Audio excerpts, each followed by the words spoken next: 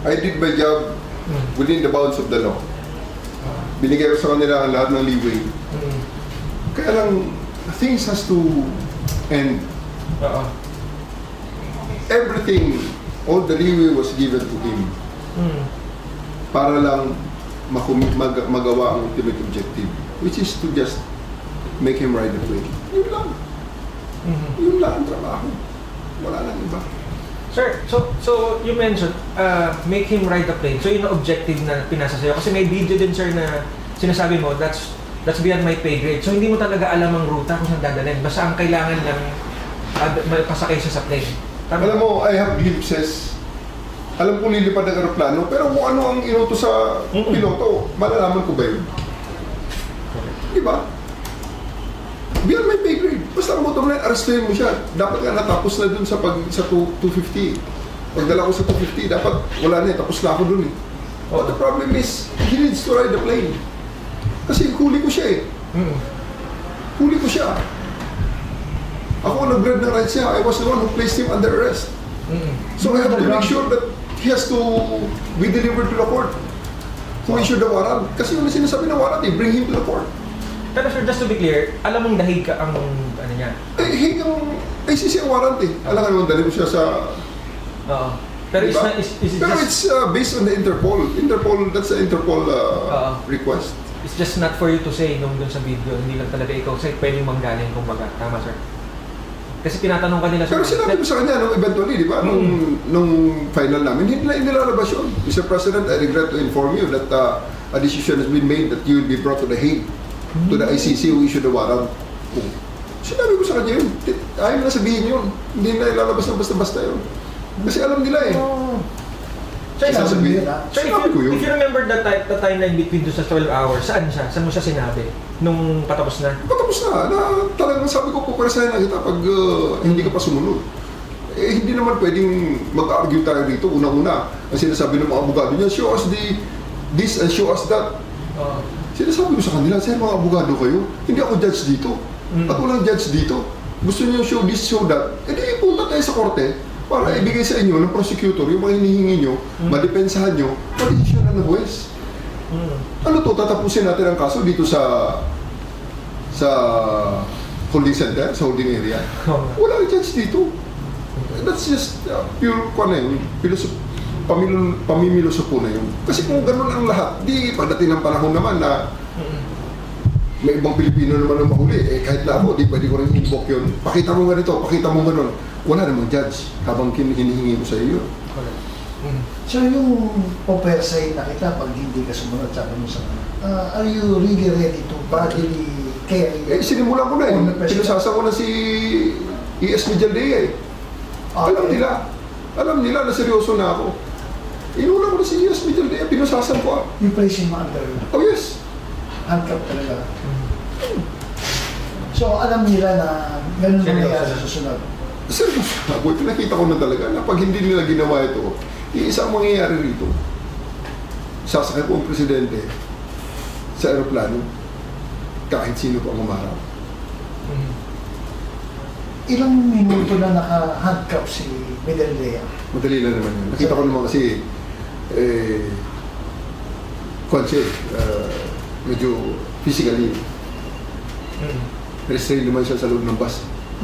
So, handcuff ko sa kanya, in fairness, hindi na kayang nilagay ang kamay niya sa likod, kaya hinandcuff ko niya sa harap. Sa harap pa. Sir, addressing din the elephant in the room, no? Sa probably, syempre, after this one. Are you taking parang, sabihin na siyempre, presidente natin si BBM, but may direct orders pa from you. I haven't talked to the president. Wala akong linya sa presidente natin. I haven't talked to him. On this matter. Wala akong linya para. And I don't think that the president will, it's proper the president to talk to me dahil unless na gusto niya, pero ako, behind my protocol, wala sa protocol yun, hindi ko... Maraming dadaanan, sir. hindi na sa ganun, hindi ako ganun ka-feelingero. But, sir, ikaw ang ground commander, di ba? Yes. Villamor. Ang nag-designate sa'yo, si Chief. Yes.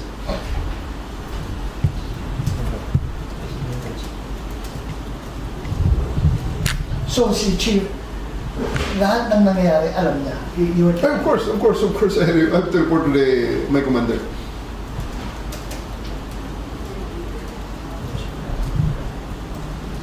Okay na ako, kuya. Kasi ang maganda ang sinasabi ng mga tao, yung cool ka lang nung, Yeah, di ba nagsabi si nangyari. Presidente na hindi mo ko madadala? Anong eksaktong word niya? Over my dead body ba sinabi niya? Mga ganun. You have to kill me first. You You have to kill me first. Yeah, yun ang exact word. Sagot ko naman sa kanya, that is not our intention, Mr. President. It's not our intention. Wala tayong ganun. Kasi yung mga mindset niya na patay na lang kaagad ang solusyon. Hindi ah. Kung ano ang mindset nila, together with his enablers, pasensya na kayo, hindi ako kasali. Maraming solusyon aside from patayan. Okay? Sir, ano mo kay Sen, natural doon sa anak yung Katie na nakapagbitaw ng mga masasama. Ang mura ka, sir. Baka Two-star. talagang nakaganon pa. Anong part of the job? O I've seen worse. I've seen worse. Sa kapal ng, kaya pumapal ang balat ko sanay na to sa mura And I'm sure, sir, you understand na, of course, na magkakaroon talaga ng emotion. Of course, it's the part. Pagbigyan na natin. Bata pa yung bata. Marami pa siyang maintindihan sa mundo pala din ang bata. So, nothing personal. Nothing personal. tapos, binasahan mo ng Miranda rights si Miguel Leye. Ano mangyayari sir? Arrestado siya Are you for... going to pursue the case again? Arrestado siya for 1829 for obstruction of justice, no? Pero, well, option mo naman yun kung ituloy or hindi. Sa ngayon, nasa sa kanya rin yan. Gusto niya ituloy namin. Sige, tingnan natin. I have the option actually to present him for inquest nung gabi na yan. Sige, kung na lang tayo. Regular filing tayo in the exigency of the situation. Kita naman ng lahat kung ano yung nangyari. Sabi niya, abogado siya ni former President Duterte. Sige, sakay ka sa aeroplano. We offered that seat actually. We offered that seat only to him nung nag-refuse na si Hanilet na sumama sa aeroplano. papuntang Hague. Nung mag-refuse si Hanilet, dahil sabi na Hanilet, wala na siyang passport daw, which I don't believe also. Wala siyang passport, galing Hong Kong. So, binigyan na namin kay former E.S. Vijaldea ang upuan. Kaya hindi rin totoo yun na we refused na pasamahin ang kung sino ang choice niya. Hindi ah. Ang choice niya, ang choice namin ang ayaw sumama. Kasi we would have been more comfortable kung sumama si misis niya. Kasi syempre, yun ang nurse niya, yun ang makakaalam ng lahat. So, nagpadala kami ng isang doktor, may dalawang nurse. Nurses, ang dami. Ang isang nurse doon, amin ang isang nurse, yung nurse niya po yung mismo, personal nurse niya. Oo. At isang si Romy, yung kanyang pinaka-close yung bodyguard. Minsan yung Si Romy, yung nakaitim, Sa video, matakad, yung inalim na sa yung video. talagang umawak sa kanya. Kasi ayaw ka namin hawakan si former president dahil physically ayaw namin hawakan. Kaya si Romy ang nirequest namin. Sundalo yun. So, he's a uniform authorized, kumbaga. personnel na talagang trusted niya na humawak sa kanya. Kung siya bumagsak and everything. So, pinasama namin. So, may isang slot na natira. It's either ang first choice namin doon, si Hanilet. Ayaw sumama. So, pili kami na sa abogado. Ano volunteer nga si E.S. Vijaldea. Kaya nga, na-delay pa yun. Okay. Kasi nga, nagpalit pa ng manifest. Nagpalit ng manifest dahil ang nakasulat sa manifest si Hanilet. Hindi, ayaw lumipad ng aeroplano, ayaw lumipad ng mga piloto kung hindi tama ang manifest. Kasi nga, lisensya naman nila ang nakataya doon. Unauthorized passenger yun pag nagkataon. Ang gulo. Mga isang oras uli na delay yun. Kasi sir, nung habang we're following the story, inisip namin na lawyer, the lawyer delaying it. So yan pala ang nangyari. Change of manifest, okay. Other than that, sir, yung mga... 2-3 beses na nag-chase ang manifest. Bakit, sir? Bakit na... Kasi may mga crew rin na, may mga dapat sumama rin na, magulo napakagulo nung gabi na yun, nung hindi lang napapansin yung subterfuge sa baba. Napakagulo. Kasi ang formality, ang hirap ang formality ng pagpalipad ng aeroplano, hindi ganun-ganun Okay. Sir, ito... Hindi yan parang taxi na pag sumakay, hindi yan grab na pag pindot-pindot mo lang, maya pagdating ng grab, sakay ka na. Sir, Hindi So sir, itong nangyari kay former president is like magiging blueprint na to dun sa mga malalabasan pa ng warrant So, anong learning sir? And syempre, hindi naman kahit hindi ikaw sir yung ma-task to do it, para maging, lang din, maging guideline na para hindi maulit yung 12 hours, maging mga 11 hours na. So, anong mga parang keynotes mo sir or key points na pwede mong sabihin para to avoid such? Kasi this is the first time. We just stick with the law. Alam nila, mga abogado mga to, ang gagaling ng mga abogado to, nag-lecturer ng mga to isipin mo naman sa pintuan pa lang ng aeroplano, hinahanapan kami ng warrant. Where's the warrant? Will not come with you without the warrant. Sabi ko nga sa mga abogado doon, Chair, tagal-tagal ko ng pulis na nire-lecturean nyo. Ang tagal-tagal na rin ako nanonood ng mga nakikinig sa inyo habang nag-lecture kayo. At ang dami na mabasa ko yan, sir, sa mga posters na ginagawa natin. Sa rights of the accused, na mga poster na pinalabas mismo ng CHR, pinalabas ng mga human rights groups. Pag umaresto ka ng tao, pag inaresto ka ng pulis, pwedeng hindi dala ng pulis ang warrant mo. Pwede. Sasabihin lang ng pulis kayo, oy, arestado ka, may warrant ka. Nasaan ang warrant? Doon sa istasyon, halika na. That's perfectly legal. Ngayon sasabihin nila, hindi sila sasama pag walang papel na warrant. And we oblige them, As in, lumabas pa yung isang USEC, Yung USEC ng DOJ mismo, lumabas at nagpapalit dun sa airport, nakiusap para, may toto. Taming delay ka, sir. Sir, ground commander ka, you're the one who gave the order na huwag pakasukin si Vice President. Why? Yes. Gabi na yung binigay na request na yun. No? At saka, for what? He is already in detention. He has lawyers within him. He has lawyers with him at that time. So what? Ba't kailangan pang dagdagan pa ang gulo? Ito nga ang tanong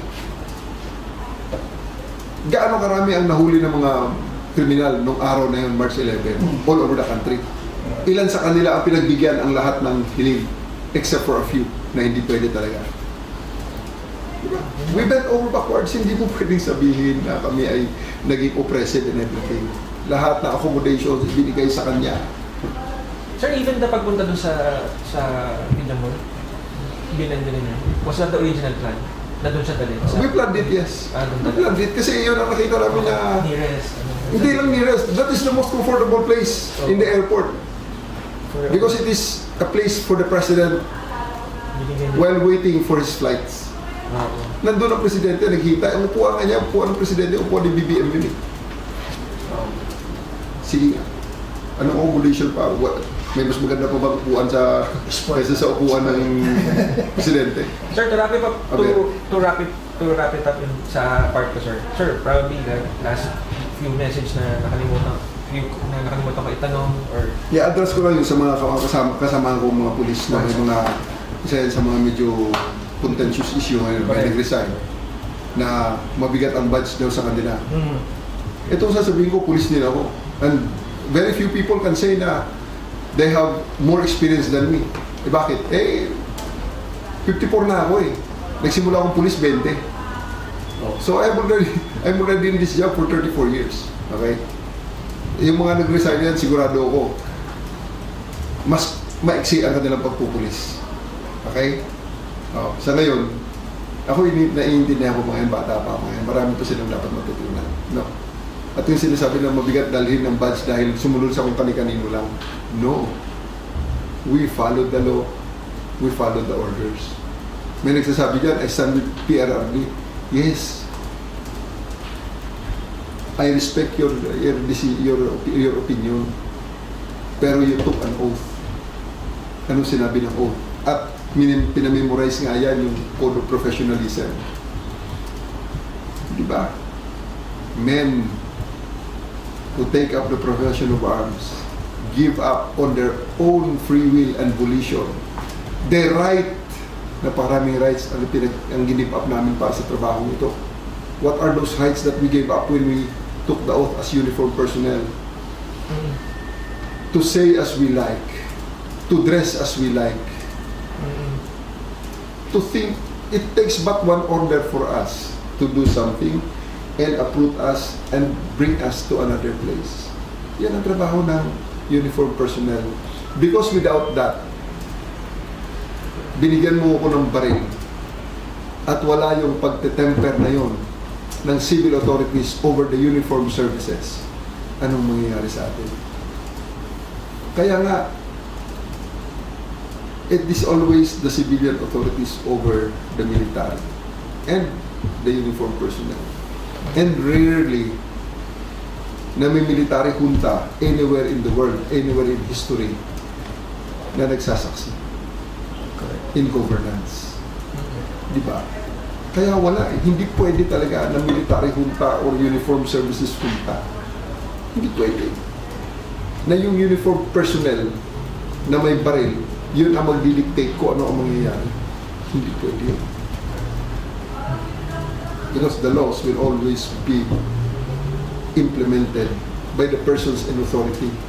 Sino yun? Yung mga taong inelect ng taong bayan. Like the President of the Republic of the Philippines right now, with more than 31 million appointing authorities. Ako, ang appointing authority ko, iisa ang pirma.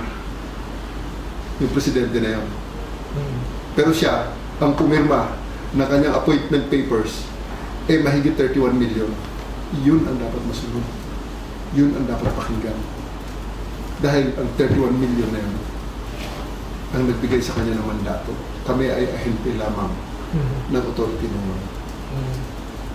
Kaya nga hindi ko question ang authority ng Duterte na magbigay ng kung ano-anong mga order nung siya ang presidente. Sinunod din siya. Kaya nga nagkaganon. O yun, nireklamo nga lang siya ng ilan sa mga naging biktima ng mga order na yun. Ngayon, harapin niya, sagutin niya. Yun ang beauty of the law. So kung ako ito tamaan din, pagdating ng panahon, sagutin natin. But I would like to tell you very, very never in any point of my career I feel more comfortable in following orders than this administration. Because in this administration, everything and all the orders that I receive, I believe to be legal. Which I cannot say in the previous administration.